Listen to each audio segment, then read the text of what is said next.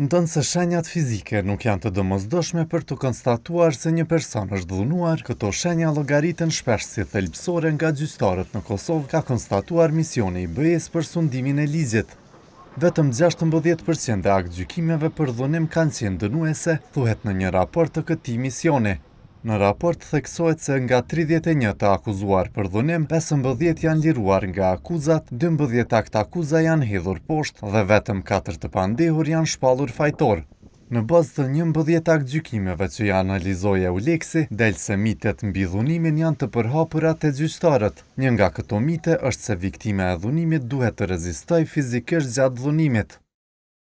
Në 6 prej 11 rasteve të analizuara, mungesa e lëndimeve fizike në rajonin gjenital u theksua nga gjykata, si një nga arsyet për lirim nga akuzat. Në 3 prej rasteve të analizuara në vlerësimin e deklaratës, gjykatat morën parasysh që pala e dëmtuar nuk ishte thirrur për ndihmë dhe as nuk ishte rezistuar fizikisht të pandehurit. Në një rast tjetër, gjykata e konsideroi kontradiktor faktin që pala e dëmtuar i kishte dërguar mesazhe të dashurit të saj dhe kishte shkuar në një motel me të, ndonse deklaroi gjithashtu se kishte pasur frikë prej tij dhe se marrëdhënia nuk kishte qenë e mirë në atë moment.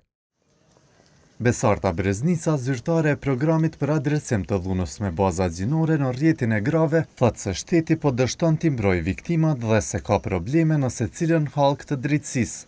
Ajo thotë se nuk kanë mundur t'u mësonin sa duhet institucioneve në trajnime, se prania apo mungesa e pëlqimit është ajo që e përcakton se a ka ndodhur dhunim apo jo.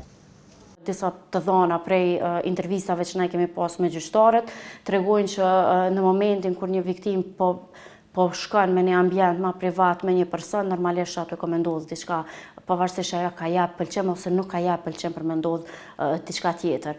Përveç kësaj, gjithmonë kur i kemi viktimat gra, gjyqtarët tentojnë me arsyetu dhunën kur aty ne ju ndodh, duke menduar që gratë e kanë nxit dhunën me cilat ato janë ballafaquar.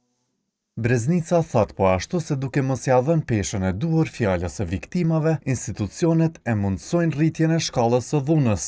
Përveç rasteve të femicidit të cilat janë dënu mirë edhe janë dënu duke zbatu kodin penal të Republikës së Kosovës, tjera atë raste priremi me i fal, me i tejkalu me shpresën ndoshta edhe gjyqtarët që nuk ka ndodhur diçka tjetër më e madhe. Mirë po, përderisa po e falim dhunën në familje, po e falim dhunimin, ngacmimin seksual, dhunën psikologjike që nuk i shohim si vepra të mëdha, po ju japim kogja forcë dhunuesve, në anën tjetër po i dekurajojmë viktimat edhe po shtohen rastet e femicidit. Kjo pjesë e raportit nuk u bë temë gjatë panelit të organizuar nga Euleksi. Koha e ka pyetur Këshillin Gjyqësor, Prokurorinë Themelore në Prishtinë dhe Gjykatën Supreme lidhur me gjetjet e raportit. Supremja i ka mirëpritur këto gjetje dhe ka thënë se kryetari i gjykatës do të vazhdojë të ngrejë gjetjet edhe të këtij raporti me gjykatat e shkallëve më të ulta. Sipas Euleksit, përdorimi i stereotipave ka ndikuar në vlerësimin e provave, duke rezultuar në gjykime të gabuara e riviktimizim të viktimave të dhunimit.